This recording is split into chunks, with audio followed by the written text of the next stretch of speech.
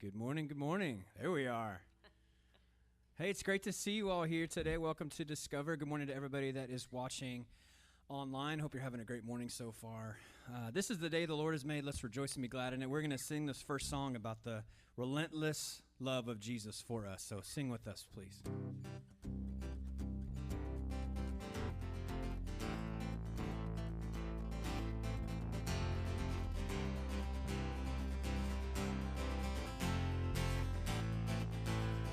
Salvation sounds a new beginning.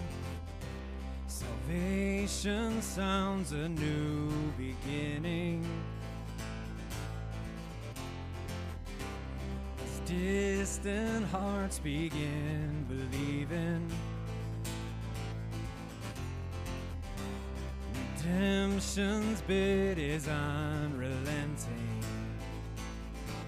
Your love goes on. Your love goes on. Your love goes on. You carry us. Let's sing this together. You carry us when the world gives way. You cover us with your endless grace. Your love is relentless. Your love is relentless. Your love is relentless. Your love is relentless. Your love is relentless. Time is up for chasing shadows. You gave the world a light to follow. You gave the world a light to follow. It's a hope that shines beyond tomorrow. Your love goes on. Your love goes on. Sing it together. You carry us when the world gives way. You cover us with your endless grace. Your love is relentless. Your love is relentless. Your love is relentless. Your love is relentless.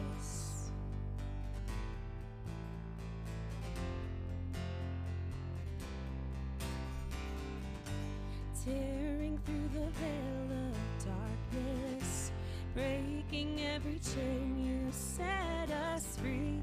Fighting for the furthest heart, you gave your life for all to see.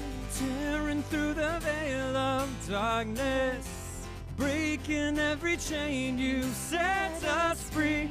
Fighting for the furthest heart, you gave your life. Your love is relentless. Your love is relentless. Your love is relentless. Your love is relentless. Your love is relentless. Amen, amen. God, we praise you this morning for the relentless love that you show toward us, God. That while we were yet sinners, you died for us. Amen. All right, you guys take a couple extra minutes, say hey to somebody around you, get a cup of coffee, and Scott will be up in just a minute.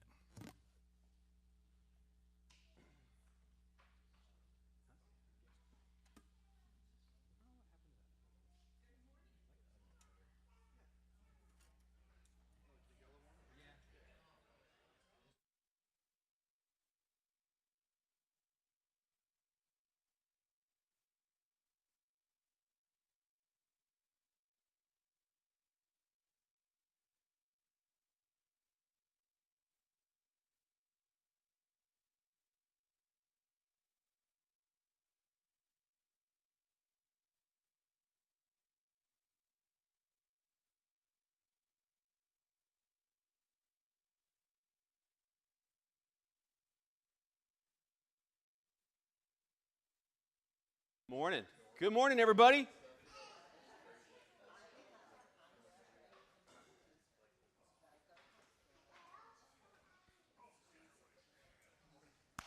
can sit with your wifey now if you want. Yeah. You'll have to go back when the music starts, but yeah. Hey everybody, how are you doing? How you doing? I think there are some seats up front here, but maybe not. That's okay. I won't spit on you up here. Good to see you all. Those of you watching online, hello, hello. Okay, listen. Jeremy Metzler, who is our associate minister here, going to get ordained pretty soon. Kind of excited about that.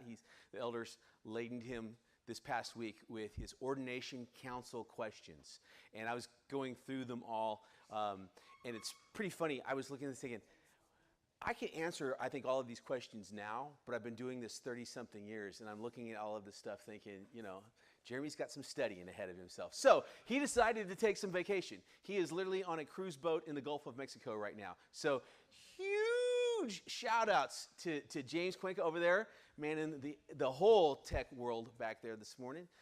Mike came in and did some rescue work as well this morning. Matt was throwing his expertise around. Brett's going to get back there and do some slides. So thanks to all of everybody for helping us, cover things. And here we go. We're going to start something brand new today called From the Shadows, a Look at Grief. And I got to tell you, this was kind of an interesting thing that sort of grew for me to feel like let's talk about this particular subject matter as a series here at Discover. I have always, well, I shouldn't say always, but since I was a pretty little guy, I've been a fan of C.S. Lewis. Loved the Chronicles of Narnia when I was in middle school, read through those for the first time, and just thought, man, C.S. Lewis is awesome. And then as I got older, realized that C.S. Lewis wrote a whole lot more than just the Chronicles of Narnia, that he truly was an incredible intellect. And as you guys know, when you say apologetics in a Christian sense, what you're talking about, you're not saying, oh, you go around and apologize and say, I'm sorry, everybody. Apologetics in a debate sense is the ability to argue for the case for whatever. C.S. Lewis was one of the greatest Christian apologists of the 20th century. Did a phenomenal job, especially in Europe, during the years around World War II, at giving people a real sense of purpose and understanding. He did a whole section of radio broadcasts about Christianity during World War II on the BBC. It was broadcast throughout England and then throughout the larger world, and just really fantastic voice. Wrote a seminal book called Mere Christianity that really was fantastic. So here's how this all connects. Not too long ago, I'm in a bookstore, and I had loaned out my copy of Mere Christianity some time ago. So I was like, I need to get another copy of that book. And so I'm in the Christian section at Borders. Is it Borders? What's Barnes & Noble? The one that's up on 71st. And I'm going through, and they have this other really nice copy right beside Mere Christianity of A Grief Observed. Now, I don't know how much you know. Barry, you're going to have to go around, sweetheart. You got to go through the back door, okay? Mere Christianity is probably, outside of the Chronicles of Narnia, his most famous book. But A Grief Observed is pretty high up there as well. C.S. Lewis, when he was in his 60s, was still, as he liked to say, a confirmed bachelor. He lived with his brother.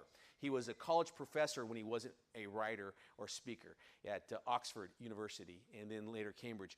But during that period of time when he was in his late 50s, early 60s, and doing all of this apologetic work, he began to correspond with this woman named Joy Davidson, who was American, was from New York, and was Jewish. And she was going through some real difficult times. Her marriage was falling apart, just the war in the world that was going on around her. Everything was just seemingly going every which direction. And so she just decided on a lark to try and write Lewis a letter and engage him in some correspondence looking for spiritual answers. If you were to try to do like a dating app service for C.S. Lewis, Joy would have been the absolute worst possible match for him. She just would not have tested well at all in any stretch of the imagination. But somehow, some way, neither one of them looking for a relationship, neither one of them looking for a loving relationship, They developed correspondence that then became, let's actually visit with one another. And at first it was just strictly friendship, and then it grew into something more. It was complicated by the fact that Joy had terminal cancer at the time that they met. The cancer went into remission, though, and they began this relationship that began to deepen into romance. They actually got married, and they thought the cancer was past them. But then the cancer came back, and she died, and the impact on Lewis was just devastating. This incredibly keen mind, and when I say, the guy, I mean, if you only know C.S. Lewis from the Chronicles of Narnia, that's extreme. You know him quite well. But when you go through and you read the Screwtape Letters, or you read any of his work, and you just really get this idea of how incredibly brilliant he was. Not just being able to do arithmetic or write a great paper, but just his ability to reason. And man, all of that just went out the window when she died. And it was really remarkable for him personally. I mean, he was so taken aback by the way that it just destroyed his world. And he tried applying his intellect to it, but it just didn't work. And the only thing that he knew to sort of work his way through it was to write. Now, if you go and you read A Grief Observed, you don't read a how-to manual on surviving grief. You read just the raw emotion. I mean, it's literally his journal. And years later, when it was published, it was so raw that Lewis himself said, I'm okay with publishing this. I think maybe it could be of some help, but we probably need to publish this under a pseudonym, because I don't think people who know me from everything else I've written will be able to really deal with what I'm writing here in A Grief Observed. So I decided to buy it the other night.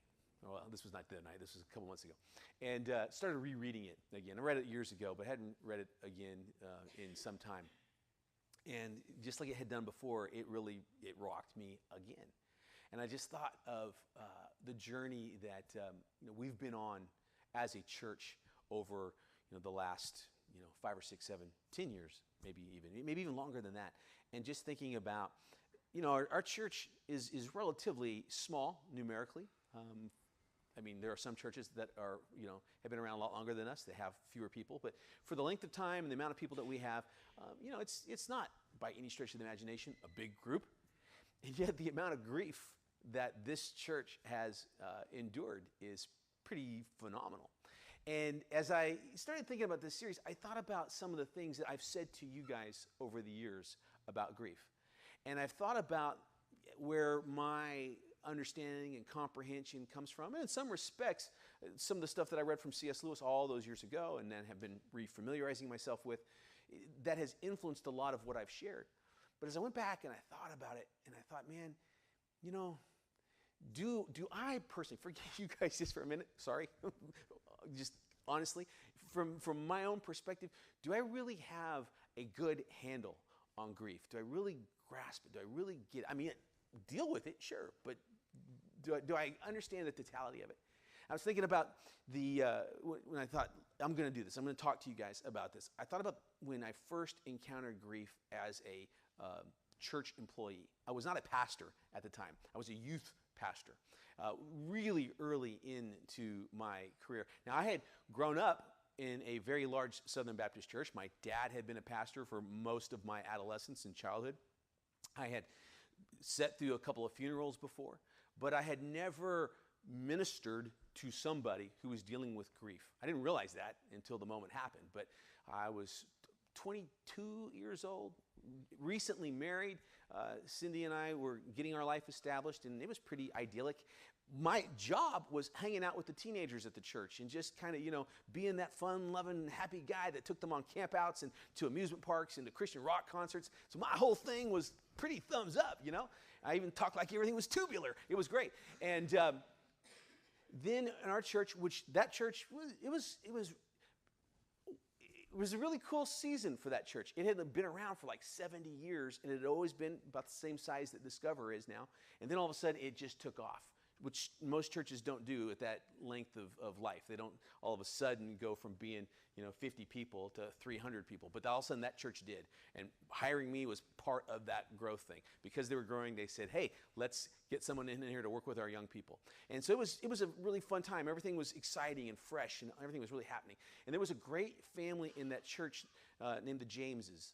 And they had an industrial construction type business not far from where our church was. They lived kind of over the hill in a place called Half Moon Bay from where our church was located. It was a good little drive. Bruce, I think, played some golf out there in Half Moon Bay before. They were just a neat couple, and they had two young kids, very much in the same realm as the kids that we have running around here at Discover. And I'll never forget, it was just a weird day. Matter of fact, talking about golf, I'm pretty sure that our pastor that day was out playing golf. And our worship pastor, it was his day off. I don't know where the administrative pastor was. He was doing something, but he wasn't there. And the administrative pastor's wife was the church secretary. And so she was going to, for some strange reason, I was the only guy in the office. And it was the afternoon, and the phone rang. And it was somebody from the Jameses business, and they were hysterical. And they were like, you got to let everyone know. You got to let everyone know. Cole's been hit. Cole's been hit. And Cole was there, I think he was 5, maybe 6. And I said, okay. And they said, he's at Kaiser in Redwood City. He's at Kaiser in Redwood City. And I'm like, okay. I can do that. And I didn't know how to do that. And this is the 90s, so it's not like we had cell phones, right? And so I just started calling, leaving messages with all of the other staff members who were older and knew what they should do in a moment like that. And I just thought, well, I know where Kaiser is. I guess I should drive over there. So I got in my car. I drove over to Kaiser. I went to the ER. I walked in, again, not knowing what in the world I'm doing here. And I'm like all alone in this ER. And I walk up to the counter and I said, is Cole James here? And they're like, yeah, he is. Who are you? And I said, and there are things that you can say. I didn't know what to say at that point. I'm like, a friend of theirs? And they're like, wait in the waiting room. I'm like, okay. So I sit in the waiting room. And then, and I'll never forget this, until the day I die, the doors swung open and Cole's dad, Larry, walked in. And I said, Larry, and I stood up. And Larry was covered in blood. And Larry, I'm 22. He was a young man, but to me as a 22-year-old, he felt like he was an older guy. He's in his mid-30s, right? Old enough that I should be the one that would ask someone like Larry, what do you do in a moment like this? And I said, Larry. And he saw me, and I'm the only one in the waiting room. And he's kind of got this just vapid, blank look on his face. And he sees me, and he just grabs me. And he begins to sob on my shoulder. And I remember, I don't know what to say. I don't know what to do. I don't even know how to play this in any stretch of the imagination. And I think I said something like, it'll be okay, knowing if it would be okay, not knowing if it would be okay, any of that type of thing, right? And just, he just continued to cry. Well, then God is a good God. Our senior pastor got my message, and he walked in a few minutes later. And, Larry pivoted to him, which I was happy to have happen, and I just let Carl interface with Larry, and I just listened to the things that he began to say to Larry. And Cole passed, and it rocked our church. And I remember going home finally that night, and Cindy when she got off work, she'd come to the ER, and too many people showed up at the hospital as it was. But when we got home that night, I couldn't sleep. And there was a kind of a big pond lake type thing out front of our apartment where Cindy and I lived. And about probably 2:30 in the morning, I got up and I left the apartment and I went walking around that lake. And there was a park bench kind of about as far away from our apartment as you could get on the circumference of that lake. And I remember sitting down that park bench, and I remember looking up at the night sky, and I just tried to describe to God what I was feeling. And just saying, God, I felt so connected and so broken and so empty and so hurt. And I realized I am at arm's length from this. I'm not that intimately connected to this family. I'm not that intimately connected to that little boy. I can't, the way I'm feeling right now is so overwhelming. And the truth was, I hadn't had any real close family members pass away at that particular moment in my life. I hadn't really had that opportunity to share that grief yet. But what was really clear to me that moment was what was transpiring and taking place right there was so overwhelming. And that song, It Is Well With My Soul? There was a version of it that had just recently come out that a guy named Wayne Watson had sung, just to kind of date with this moment, this story. And I remember listening to that song over and over and over again and reading back to, and Jake can tell us better than I can about the genesis of that story. We talked a little bit about it when we did the soundtrack this past year, but the weight of that moment of being able to say, I feel this destitute and this broken. How in the world will I ever get to a place where I would say, it's well with my soul? That's a good question to ask. And it's a question that I think anybody who has ever loved is going to ask at some point when that love meets death or meets some kind of end or supposed end. How do I move on? How do I feel in a way where I'm healed and I have hope and that, it is well with my soul? And the funny thing is, our society that, seems to major in drama and angst, right? Our society does a horrible job at preparing and equipping any of us to move from a place of hurt and anguish and brokenness to a place of it's well with my soul and I have hope. This society that you and I live in has this propensity to say, hey, indulge for the moment in the hurt, but then pull yourself up by your bootstraps and get on down the road and move on. And as far as grief goes, suck it up, buttercup. And the reality is, grief is something, and we're going to look at it in this series, grief is something that is a gift. Let me say that again. Grief is something that is a gift, and it is a gift given to us by God. It is the way, grief is the way that we move from the initial hurt and pain to a place where we are able to say, yeah, it's well with my soul. And I can have hope. And I do feel healing. So the very first thing you need to know, we all need to know, is that grief is so incredibly crucial and important. And if you've lost somebody, and I don't care if you lost somebody last week or you lost somebody years ago, if your world that you were living in tried to hurry and rush you through grief, you know what? I hope that this series might be an opportunity for you to revisit whether or not there's some grieving you still need to go back and do. Because grieving is something that is not momentary. Grieving is something that is very much a process. Grieving is something that takes a season of your life to do. And it's designed by God to work that way. And if you haven't done it justice, you can't heal the way that God intends for us all to heal. But the thing about healing, and the other thing that the world does horribly with grief, the thing about healing is not about forgetting. We even say, I think I've used the colloquialism already in this talk, to say, move on. Grieving is not about moving on. Because moving on implies that you leave behind the pain. You leave behind even the person and the memories. And again, that's not part of God's design. How do I know that? Was it because the pastor came in and said that? Well, maybe kind of a little bit, but no. The reason I know that is because Scripture gives us a wonderful roadmap of all of this. And in Scripture, we see that our Lord and Savior, Jesus Christ, grieved himself.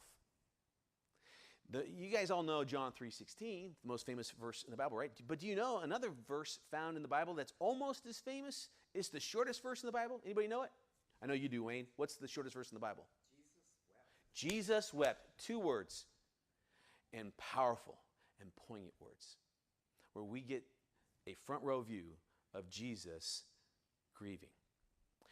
Jesus gave us the Lord's Prayer. Jesus said, when asked, how do you pray? Jesus said, pray like this. And we do. Why?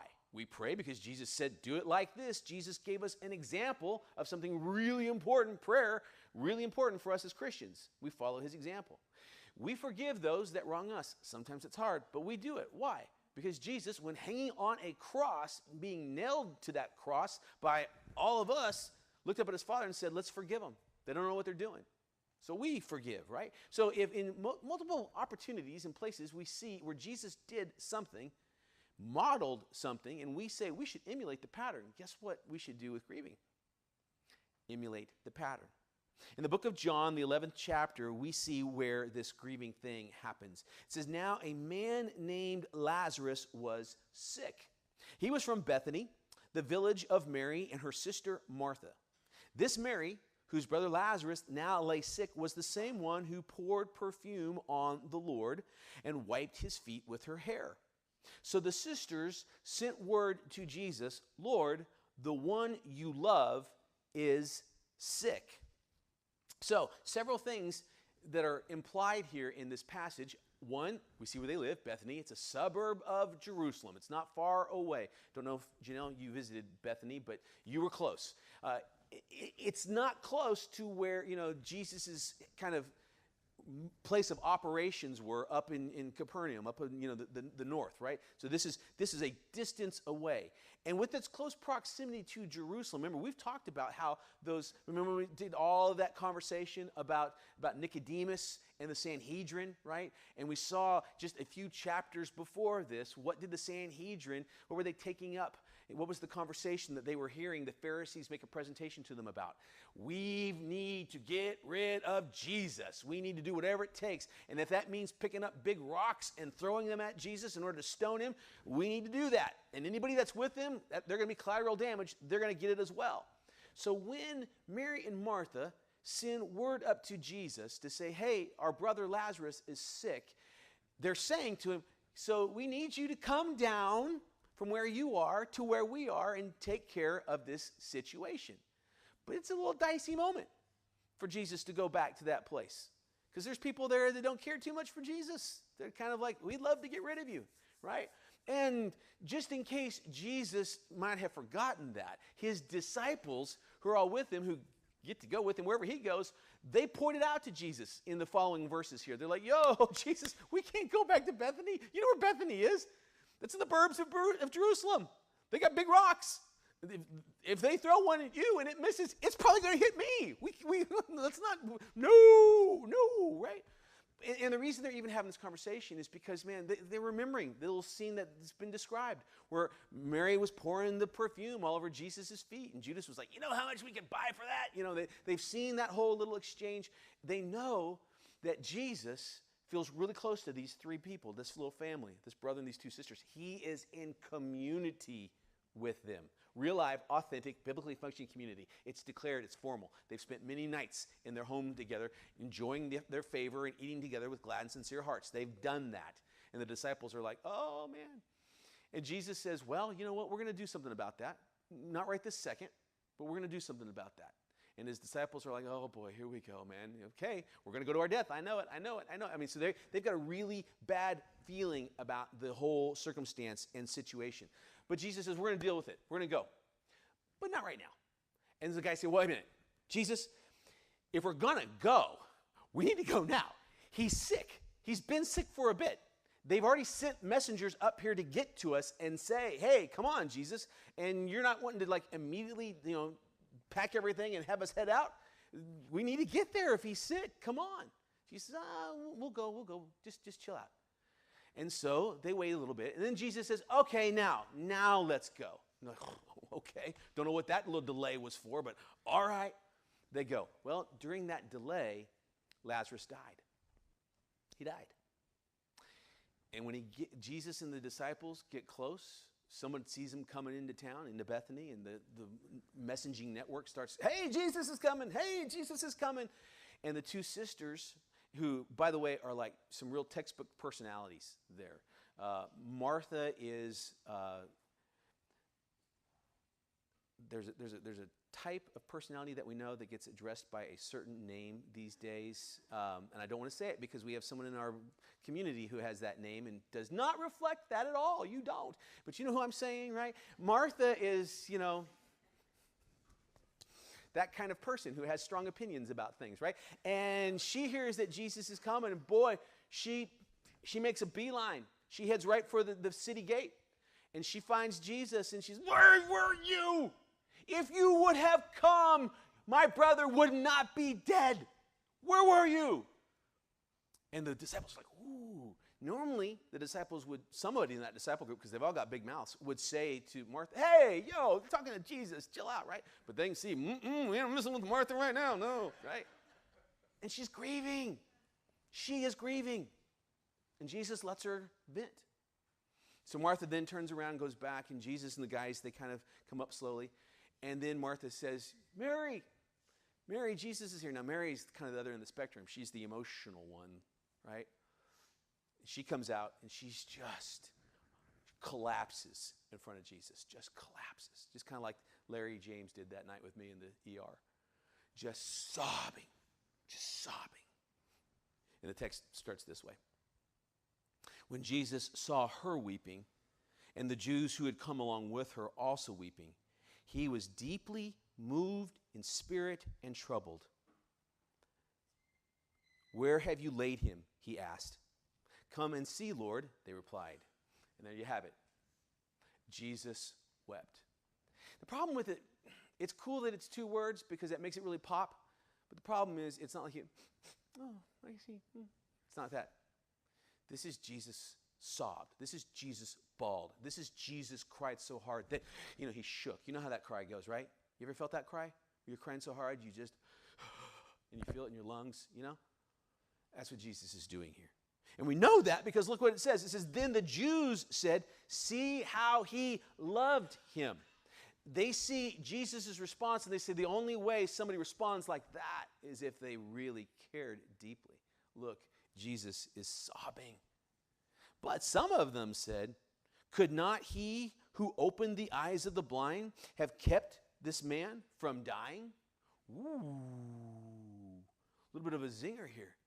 It's a knowledgeable group who's hanging out there grieving this man. It's a knowledgeable group because they know who Jesus is and they know what Jesus is capable of. They were out in Jerusalem with him when he was healing the sick. And someone puts two and two together and goes, where was Jesus? This is so ridiculous. Why didn't Jesus make a beeline down here, man?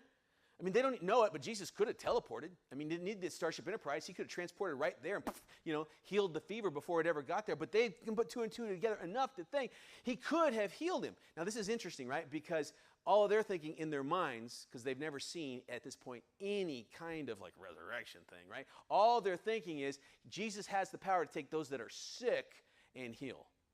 And they're thinking that's the total end product of what could happen, right? But, you know where the story's going, right? You know what's going to transpire and take place, right? What's going to happen? Going to raise. You knew that, Carrie. Anybody else know that in the room? That Jesus was going to raise? Raise your hand up high if you knew that Jesus was going to raise Lazarus from the... That's good. That's good. That day, did the disciples know it? Nope. Did Mary and Martha know it? Did Jesus know it? So if Jesus knew it, and you're all, he knew, Jesus knew. If Jesus knew he was getting ready to bring this guy back from the dead, then why is Jesus sobbing?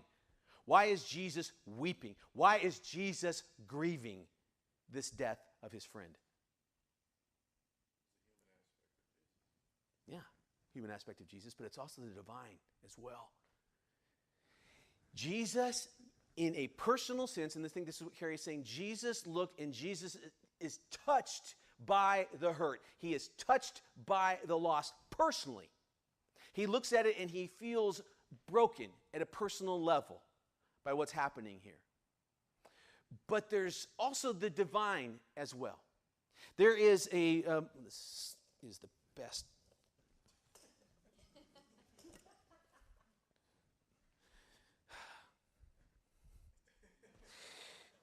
It'll be like down here again in 2 seconds. There was a verse I left out that I want to go back to.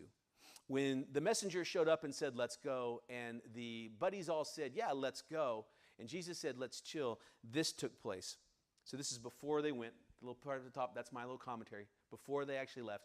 When Jesus heard that Lazarus was sick, when Jesus heard this, Jesus said, this sickness will not end in death. Uh-oh, Jesus messed up. He died, right? No. Jesus says this moment is not going to conclude with his death. So Jesus knew what was going to happen. Death's going to happen, but it's not going to end in the death. No, he says, this sickness will not end in death. No, it is for God's glory, so that God's Son may be glorified through it. Okay? What's getting ready to happen is for God's glory, so the Son of God may be glorified through it. What is grief, folks? Well, grief's, it's when we cry. Grief's when we hurt. No, grief is something that is given to us by God, specifically for God's glory, so that the Son of God, Jesus, may be glorified through it. Did you ever know that?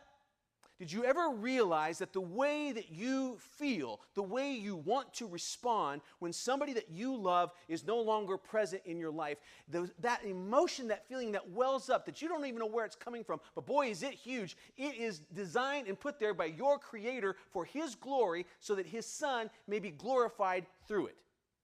Do you know that? Wow, this is game changer for a lot of us when we start digging down this deep. Now, what in the world does this mean that God's supposed to be glorified by all of this? Well, there's a couple things. Sorry. I might just switch stands here. We saw here, it said, when Jesus saw her weeping, and the Jews who had come along with her also weeping, he was deeply moved. Hang on, Matt, it's cool. I think this will stay here. He was deeply moved in spirit and troubled. How does grief work? Grief works, first of all, this way. What you're going to feel, which is ultimately for the glory of God, you see Jesus doing here, it is a deep movement of your spirit, and it will lead you to being troubled, okay? So you think, something about glorifying God, that's typically something we equate with worship. Don't know how many times you've ever come in here when the gang gets up here and starts playing, and you've thought, oh, this is so good, I love to feel troubled in this moment. Yeah, great. So we don't typically equate worshiping God with being moved in spirit and troubled. But you see here Jesus specific. It's a big deal. It's why Jesus made sure this got articulated in the gospel. That the weeping is connected specifically to a movement of the spirit, which is leading to being troubled. That's part of this kind of idea. But this is now coupled with this idea of God being glorified, okay? So these are the two aspects of this that you've got to get. You've got to hang on to. How many of you like superhero movies? James, go ahead. James, real high back there. You guys know the Marvel Cinematic Universe, the MCU? I don't typically think of the Marvel Cinematic Universe as a place to go to get deep theology. It's not a place that I typically go to find affirmation of God's holy word. But there was a show that was put out by Marvel during the COVID pandemic when we were all locked down. It was called WandaVision. You guys know anything about WandaVision? It was the story of Wanda and Vision, hence the name, WandaVision. And Wanda, she's, a witch, sorry. And Vision, he's a living computer, sorry. And they fall in love. Really sorry at this point, right? But Wanda's whole arc is just, she's paralyzed by her grief. When the movie actually happens, the stuff between her and Vision is all flashback, really. We don't know that at first, but it's revealed as the show goes on. Vision is gone. He's been killed, and he's by the bad guy, Thanos, and he's gone. And she's still dealing with the fact that her brother was killed as well. And in her recollections and in her flashbacks, she has this moment where this conversation plays out. And I remember when I was watching the show, just to be entertained, there was a line that the living computer there said that was so like, what? Whoa. He said this line where he said, but what is grief if not love persevering? And I remember going, whoa, Cindy, stop that. Pause it, reverse that, go back. And she said, what? And stuff. And I went back and this became such a huge deal. I mean, like Esquire magazine wrote a whole big old article just about this one line, and it was like all over social media. And there was like awards that got nominated for the show and all stuff just because of all of a sudden the gravity of what this show, as a superhero show, started to embrace and take on. It's obviously, this, there are not flying computers that fight off bad guys from outer space. It's fiction, science fiction. But there's spiritual truth that is so huge in this that goes hand in glove with what we're learning in Scripture. If grieving is about the glorification of God, then it's about the revelation of God. It's about you and I recognizing and grasping something that is so big and so huge.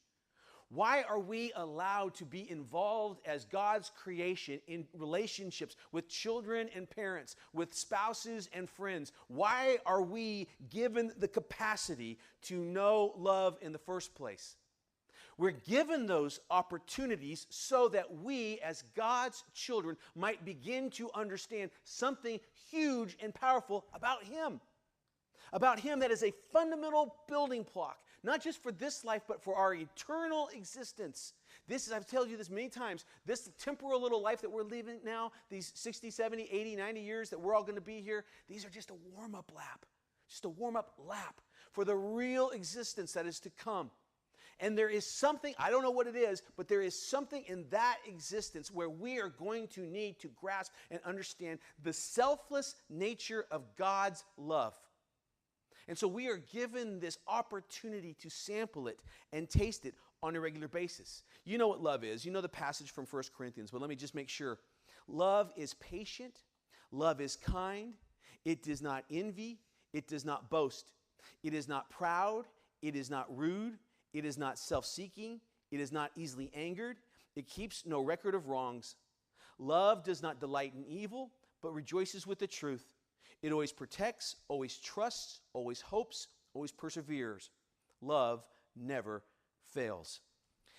There are so many cheap imposters for love in our existence, in our world, in our life, constantly going around. That we feel, I've said this on many occasions, I love peanut butter. Well, do I really love peanut butter? I love my dog. Well, that's a little bit more complicated. Do I love my dog? Tarly's really special, right? I love Cindy. 3 different things, 3 different emotions, right? Obviously, right? What is God trying to teach me about the way that He exists by the way that I feel about peanut butter and my dog and my wife, my children, you, Him? What is He trying to teach?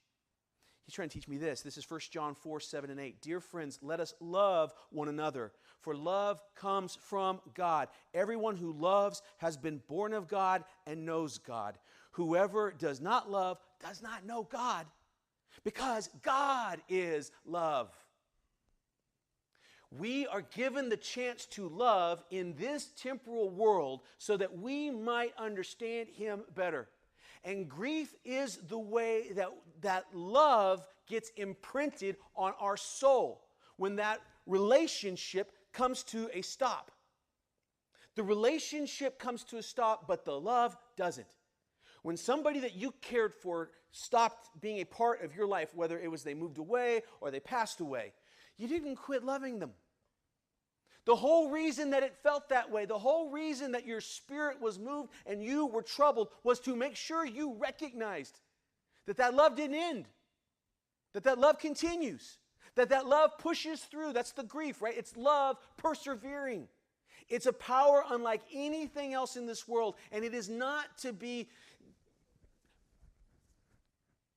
traded in for a cheap substitute like lust.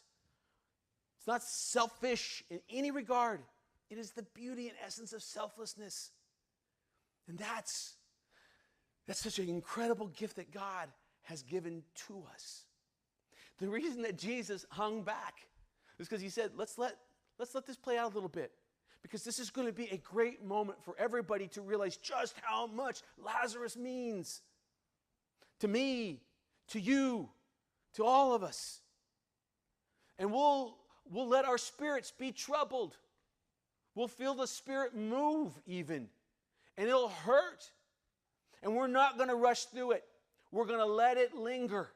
We're going to let it just seep in so that we are forced to go, hang on. I don't know if I can make it without that love there anymore. Because that's it, right? That's what we get afraid of, right? C.S. Lewis in his book talks about, he said, the thing I never thought about was how afraid I was going to be when I lost her. The fear that I'm dealing with is just gripping. You don't talk about, oh gosh, I'm afraid now, right? But what is it that we're afraid of? We're afraid that we can't go on without that love. And Jesus' whole point was to say, here is the glory of God revealed. You don't have to go on without the love.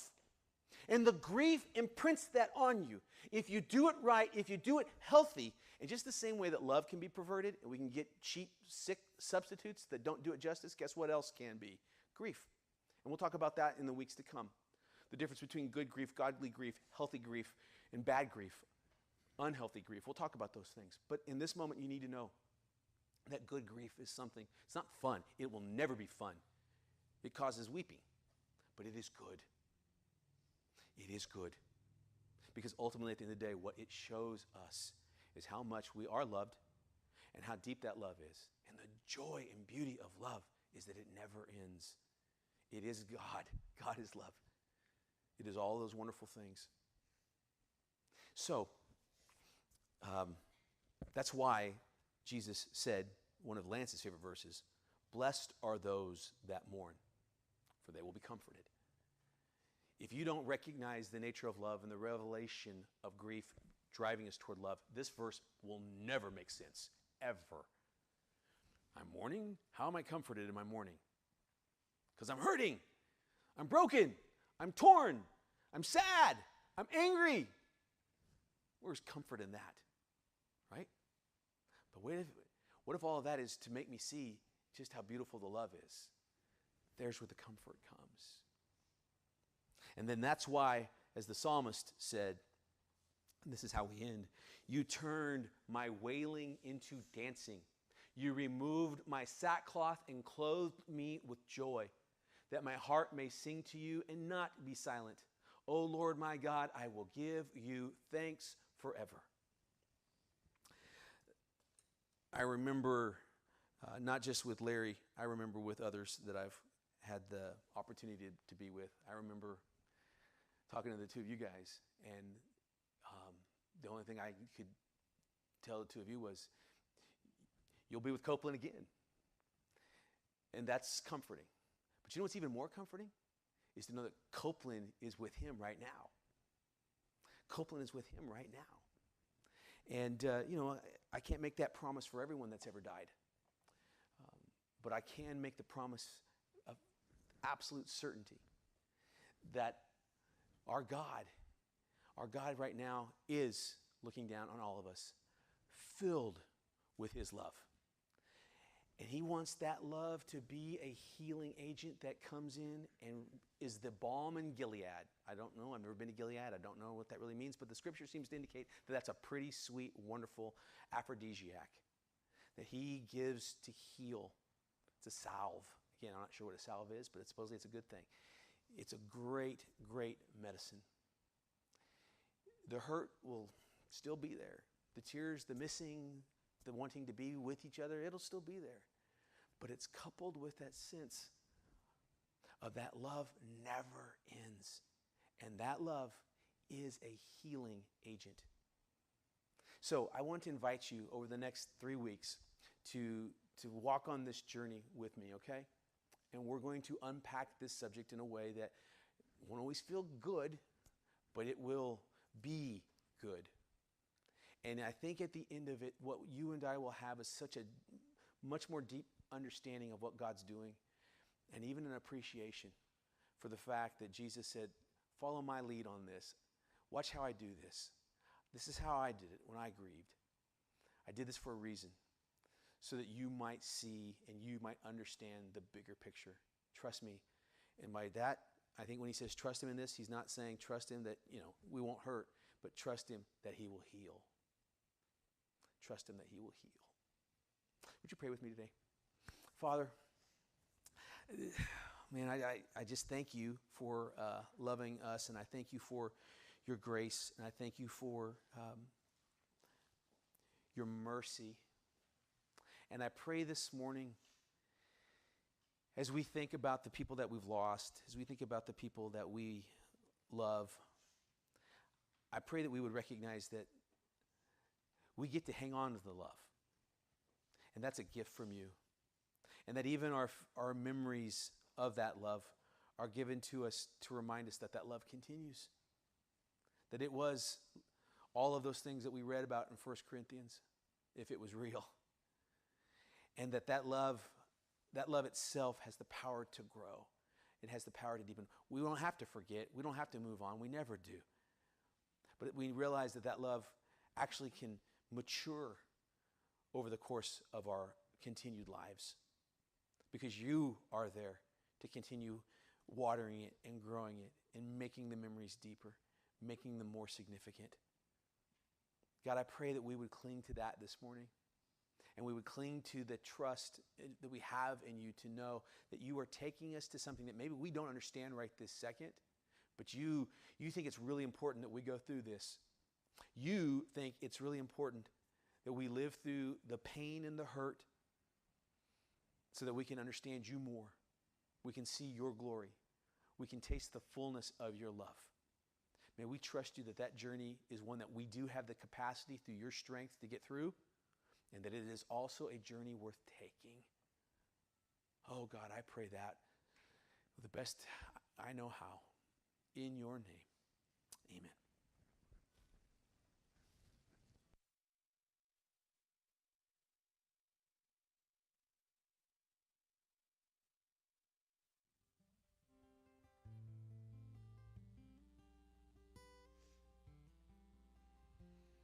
Amen. We're going to just continue in song and just kind of stay in that spirit of worship and continue singing about the love that Christ has for us.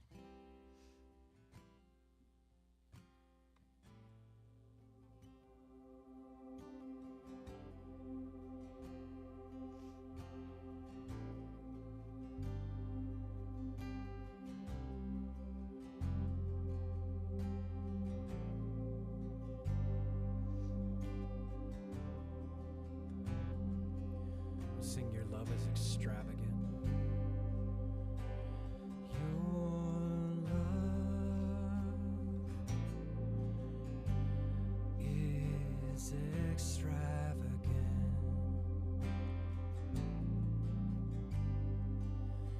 Your friendship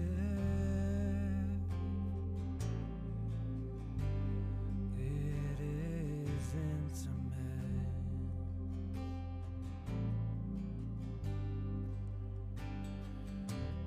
Find I'm moving to the rhythm of your grace. Your fragrance is intoxicating in a secret place. Your love is extravagant. Sing your love is extravagant again. Your love is extravagant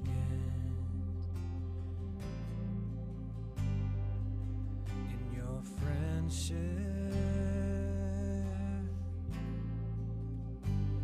It is intimate.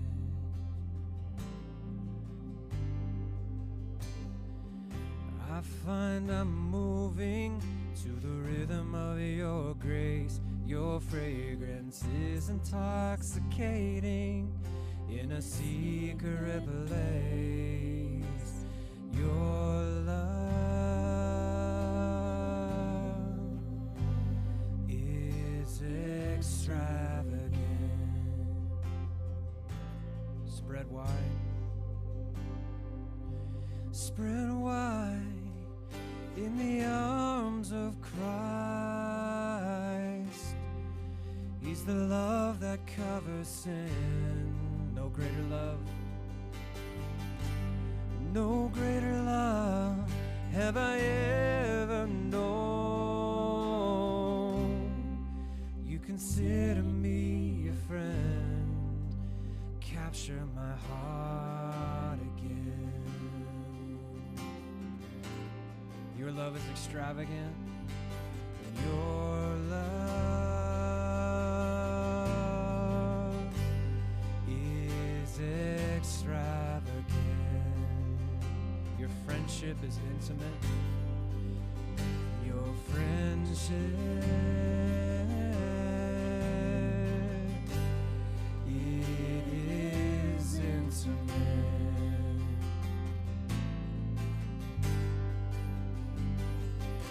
I find I'm moving to the rhythm of your grace. Your fragrance is intoxicating in a secret place.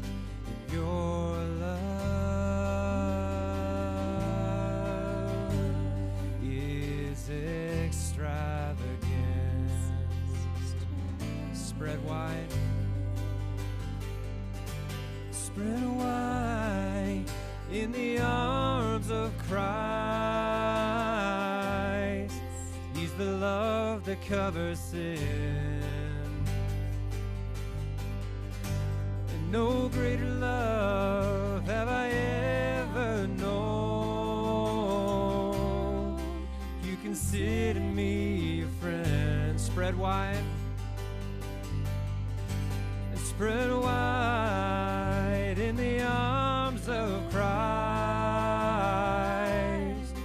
He's the love that covers sin. And no greater love have I ever known.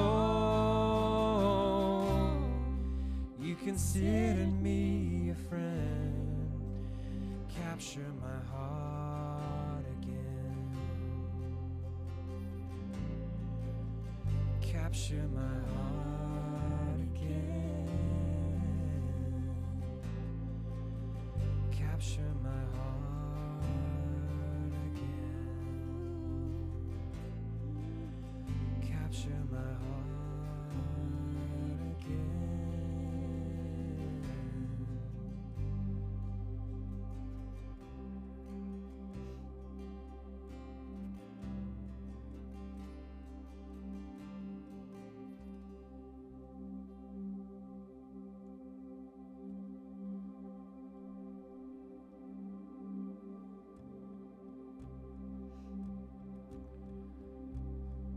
When your heart beats, I wanna feel it. And when your voice speaks, I wanna hear it. And when your eyes cry, I wanna catch the tears. I wanna know you. Let's sing that again. When your heart beats.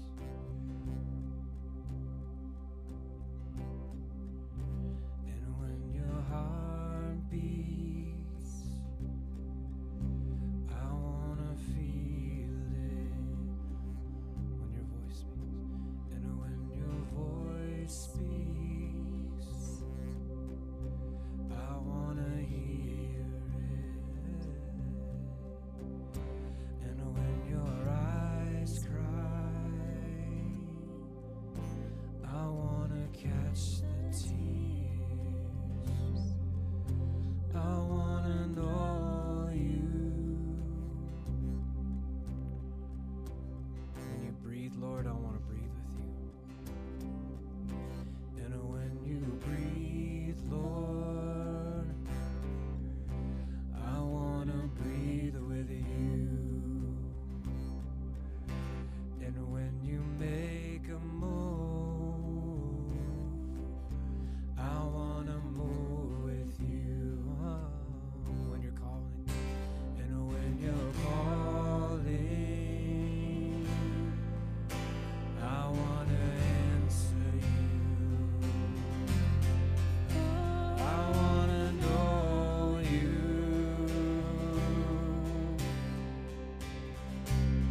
Sing, oh my Lord, I wanna know you. We sing, oh my Lord, I wanna know you. Sing, oh my Lord, I wanna know you. Sing, oh my Lord,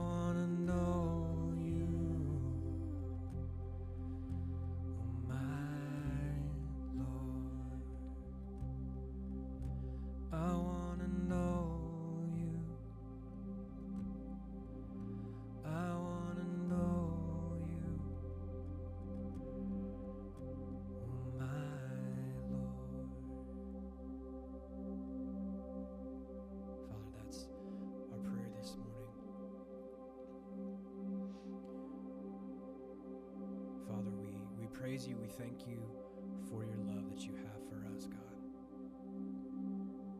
And Lord, we just want to be close. Just want to be close to you, God, so close that we can feel your heartbeat, your voice speak. When you cry, we could catch the tears. We're so close, God. I thank you for the words that we heard from your Spirit through Scott this morning, God. Pray for everybody here that we'd have just a wonderful week in reflection and digging into your word some more, God, as we look forward to continuing to learn from your Spirit. We love you. Amen.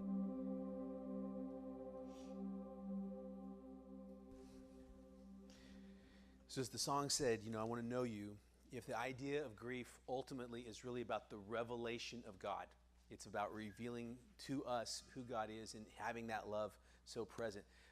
I think this series could really be something where it's not like we just came in and we were spiritually entertained for a couple of weeks, but it's something that we could really grow from and learn a whole bunch. So I don't normally do this, but I want to give you kind of a roadmap of where we're going to go in this series over at least the next 2 weeks. Next week, I'm going to talk to you about the theology of grief. Theology, it's like, the how-to, it's the playbook, it's the why is it all wired up this way. Talking about that we'll get to see Copeland again, right? I mean, just kind of knowing that one of the things we'll talk about as an example is it's a theological concept called security of the believer.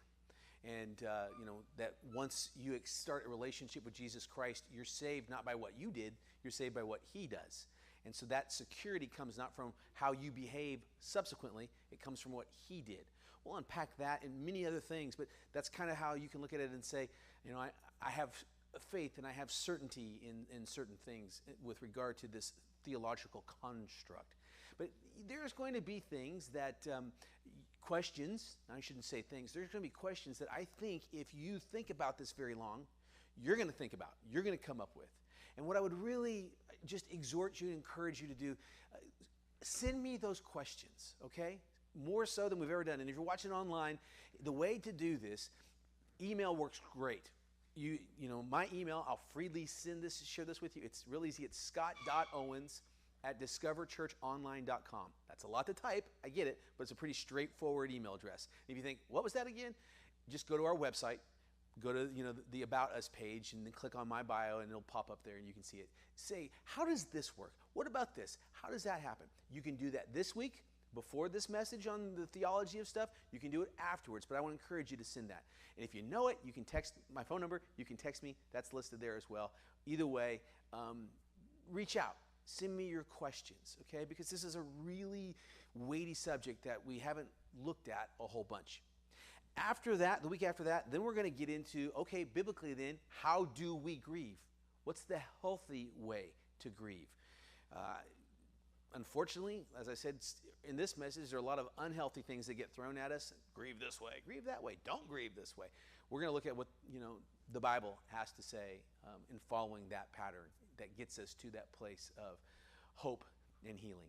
So a couple things to think about, a couple things to look forward to. I hope that you'll journey with us on this series. I think it's going to be a really great and solid one. And then a few other announcements for you. Next Sunday, after we look at the theology of grief, don't know how many of you are Eagles fans or how many of you are Chiefs fans, but then we're going to have a Super Bowl party. So it's not that bad. You don't have to grieve if your team loses, James. But next Sunday at 5 o'clock at the Abbey, and there's the address for the Abbey up there in Owen Park, we will be gathering. The game starts at 5:30. We're going to start at 5. There will be food. There will be beverage. It'll be fun. Come and enjoy the festivities. You can come for, the first quarter. You can come for halftime, because halftime is where, the commercials are. We'll see how the halftime show goes. We might have to avert our eyes. Sometimes the halftime shows are wardrobe malfunctions, and I don't know how that'll go with the church party, but we'll see it. We'll play by ear. You can stay through the whole thing, whatever. Come, leave. It's okay, but just come and celebrate with us and have a great time of community. Ladies, hopefully you saw it when you came in back there, but the women's Bible study will be beginning February the 12th at 6:30. It's going to be held at Janelle's house. The book is back there. You can take a look at that today. Get signed up for that. Take a look. If you want the church to order you a book, make sure you either sign up or let Cindy know. We'll go ahead and procure those for you so they're waiting for you when you arrive, and then you can square that all up and make it good after the fact. But that's coming. Very excited about that. February 12th, 6:30 p.m. And guys, if you're not involved with the group that meets already, there is a new men's community group that will be starting February the 22nd. It's going to be a breakfast group. And it's going to start at 7:30 a.m. It's going to be once a month. So one morning a month to get it going for breakfast. If you'd like to be involved with that, check that date out. Let me know. And that'll be happening pretty quick like. And then the guys that are involved in the other group, we'll be back on for our Coney Dog thing this week. So, yes, Mike. Okay, great. Whatever that was. Check that date. Okay, cool beans. Thanks so much for being here today. Thanks for watching online. If you got little ones, go rescue them. I'm sure Cindy's going nuts. I went long, and I'll hear about it later. So thank you so much for being here today. Grab a donut on the way out. Have some community. Thanks, everybody. Bye.